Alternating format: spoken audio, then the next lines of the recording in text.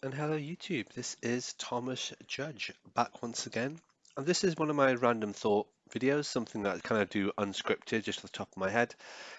And today I want to talk about something called Antagonist Theory, which is a very obvious, very well-known literary feature that it feels like a lot of people don't understand or appreciate or apply within the comic book context.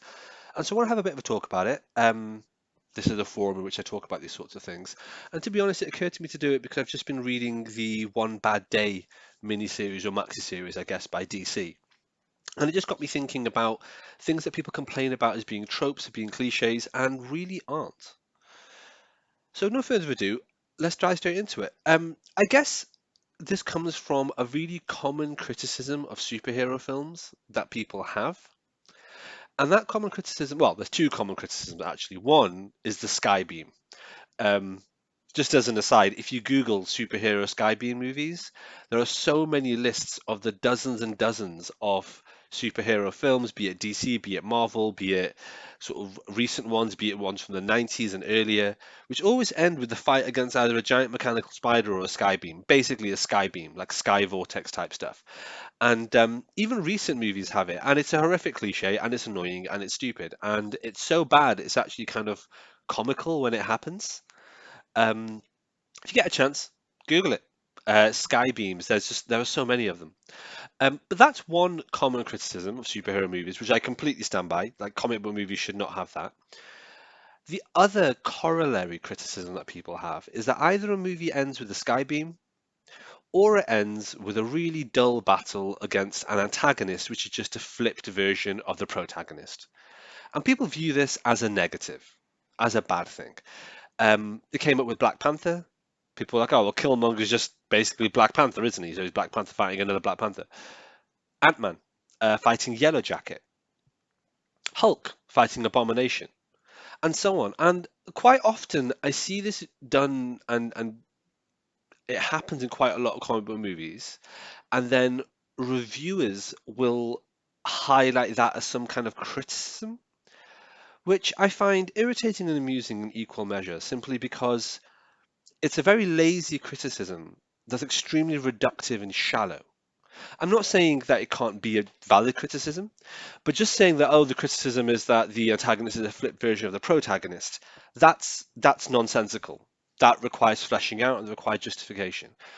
And the reason for that is because quite often having an antagonist, which is a flipped version of the protagonist, is not only necessary, but really is one of the best ways of leading to narrative excellence in a story. The nature of any good story is that the antagonist needs to be the protagonist of their own story. They need to be the hero of their own narrative. The genius of having a villain who's the antithesis of the hero is an ancient one. I mean, this goes all the way back to kind of Joseph Campbell and the monomyth and ancient Greek tragedies and so on. But even in more contemporary times, if you look at Star Wars, you have the Jedi and you have the Sith. You quite often have protagonists, so the heroes, and then their dark version, like the flipped antagonist. And the reason that this is key and very interesting is when we have villains who act as dark mirrors of the heroes.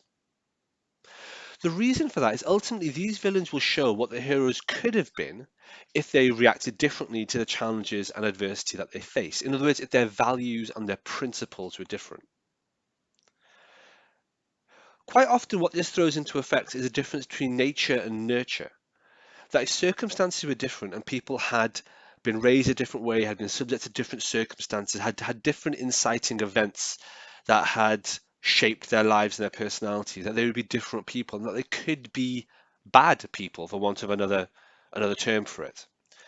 In that sense, these antagonists act as a cautionary tale, and by existing, they throw the hero into a much starker relief. I'll stop being abstract. I'll dive into some comic related examples. So, an easy one to start off with is just Batman the Killing Joke. This is a DC comic graphic novel from 1988. It was written by Alan Moore, and it's about Batman and the Joker. It basically provides kind of an origin story for the Joker, which was adapted from the original Man Behind the Red Hood mini arc from the 1950s.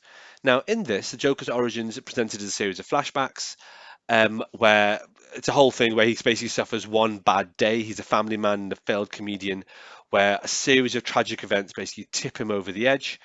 And the whole ethos behind the comic is that he's trying to similarly tip Jim Gordon over the edge by giving him one bad day. So this has the very iconic and impactful events in it, such as the shooting and paralysis of Barbara Gordon, or Batgirl, that eventually leads her to become Oracle, and so on and so forth. And essentially, what it depicts in this is that the Joker is caused to some extent by the circumstances that shaped him. And yet, Jim Gordon, the antagonist here, or the antagonist, Joker's protagonist, however, isn't tipped over by the events of one bad day. And also, and Alan Moore points out as well, is that you're trying to show out the similarity and contrast between Batman and the Joker. Batman was someone who suffered one bad day when he was 8 years old in Park Row, or rather Crime Alley, when his parents got killed in front of him. But the way he reacted was to become a hero. The Joker, at least in this story, is a family man and a failed comedian who suffers one bad day, and he reacts in a completely different way by becoming a villain. In that sense, it really plays up that Batman Joker duality just as much as the more superficial duality between Joker and Jim Gordon. In that, what it's showing is that Batman and the Joker are, in some sense, two sides of the same coin. They're extremely talented, extremely driven people who suffered very difficult adverse circumstances, but reacted to them differently. Bruce Wayne became a hero. The Joker became the Joker. When you consider it through that lens, these other examples that people talk about and people criticize suddenly become much more impactful.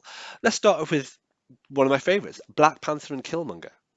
I found this a really interesting, exciting tension between these two characters. You have T'Challa, who is the Black Panther, who was raised in Wakanda, who was given all the privileges of status and royalty and so on. And you have Killmonger, his cousin, someone who should have been part of the royal family, who was left in inner city America in whatever, the 80s or 90s, and had to learn everything the hard way. He had to fight his way up to become what he was. They're the same person through different circumstances. And what this shows is that actually Killmonger, as an extremely charismatic, extremely potent, extremely powerful character, what would he have been had he had T'Challa's principles and privilege, I guess? And what would Black Panther have become had he grown up in America, surrounded by American iniquity? It's a really interesting look into the mirror.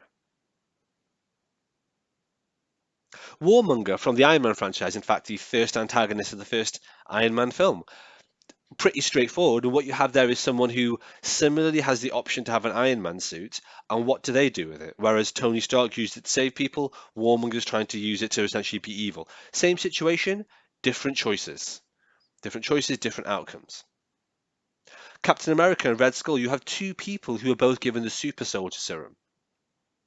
Yes, admittedly, the Red Skull had some nasty side effects, but the point is they're similarly strong, they're similarly youthful, they have similar kind of agility and dynamism and all that sort of various bits and pieces.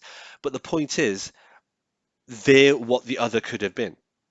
There's a lot to be unpicked here in terms of Captain America having blonde hair and blue eyes, being sort of against a Nazi and the whole thing. That's topic for another video. But my point is that that duality between the characters is fascinating. And in fact, there is a comic thread, I haven't read it myself, where the Red Skull saves Captain America's life with a blood transfusion. They're kind of brothers in arms, whilst not brothers in arms. Ant-Man and Yellow Jacket, they have miniaturization technology, they take it in a different way. Professor X and Magneto, ultimately two people who were friends, who were almost like brothers. In fact, Stanley said had he thought about it at the time, he would have made them brothers. But you think about it, two people who were friends with similar ideologies, similar values, and then just went down different paths because their ideologies diverged and their beliefs diverged. And suddenly what you have is that fantastic duality between Magneto as a tragic mythic villain and Professor X as the hero, or the person corralling all the heroes together.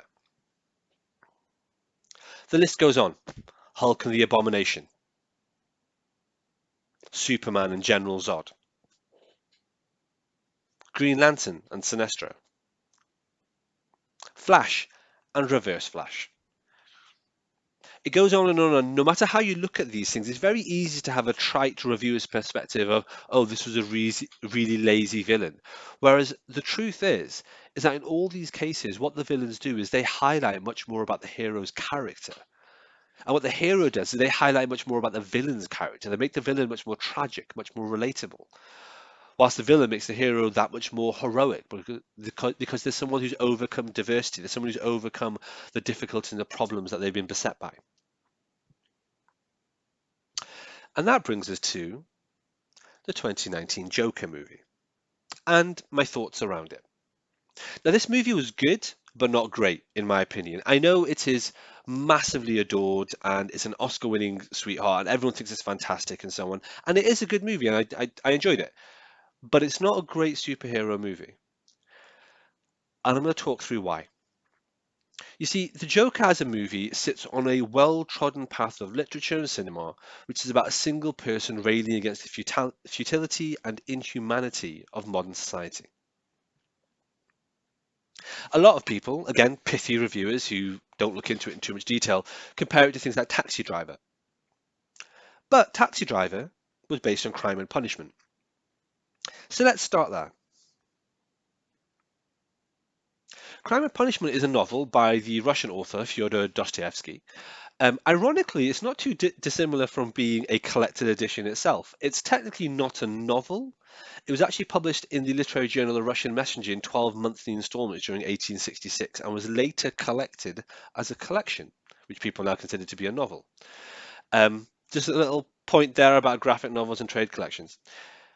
So what's it about? Crime and Punishment follows the sort of anguish and moral dilemmas of someone called Raskolnikov, an impoverished ex-student in St. Petersburg who, long story short, is planning on killing an unscrupulous pawnbroker because he theorizes that this money could liberate himself from poverty. He can then go on to perform great deeds and do great things. And afterwards, he's sort of racked by confusion, paranoia, disgust, and basically deals with all these kind of sort of psychological issues as you start to crumple and fall apart. Fundamentally, it's about a man railing against the unjustness of society as this unscrupulous pawnbroker continues to be successful and continues to enjoy the fruits of her ill-gotten labours. And yet, at the same time, it's kind of about this person's slow mental unraveling. Martin Scorsese has in an interview pointed out that his 1976 American psychological thriller, Taxi Driver, took inspiration from Crime and Punishment. And when you watch it, you actually do kind of get that feel. So Taxi Driver is a movie from Scorsese. It stars Robert De Niro, who we'll come back to later, Jodie Foster and Harvey Keitel. And it's set in a decaying, both physically and morally crumbling and bankrupt New York City following the Vietnam War. And it follows Travis Bickle, played by Robert De Niro, who has a job as a taxi driver. And it's about his deteriorating mental state as he works night shifts in the city. It's as he sort of views and observes the people around him, just the patrons he gets in his taxi, their lives they lead, just kind of the horror of the whole situation. It feels very Frank Miller-esque in a lot of ways when you watch it. And it ends in a sort of a bloodbath of violence and vigilante-style retribution as his crumbling mental state continues. That takes us, in a way, to The Joker, which came out obviously 2019, directed by Todd Phillips, and based on the character of the Joker, which is played in this case by Joaquin Phoenix. So this is set in 1981, and it follows the Arthur Fleck incarnation of the Joker, which is different to the Jack Napier and the other ones as well. And in this, Arthur Fleck is a failed clown and aspiring stand-up comedian who's basically descending into kind of mental breakdown, nihilism, existentialist fugues, and that inspires this kind of like broad, violent countercultural revolution against the wealthy in kind of a decrepit and corrupt Gotham City. Robert De Niro, by the way, is also in this in a supporting role. And yeah, I'm not knocking that. I'm not knocking any of this. Crime and Punishment is a great book. Taxi Driver is a great movie, slightly intense, but a great movie. And Joker's a solid movie. I have it on Blu-ray. I should point out I own it physically. It's a solid movie. But none of them are great. And the reason none of them are great is because for all three of these things, none of them have an antagonist. The antagonist is the city itself. The antagonist is the crumbling physical and moral framework of the society that people are living in. Russia in one instance, America in the other two.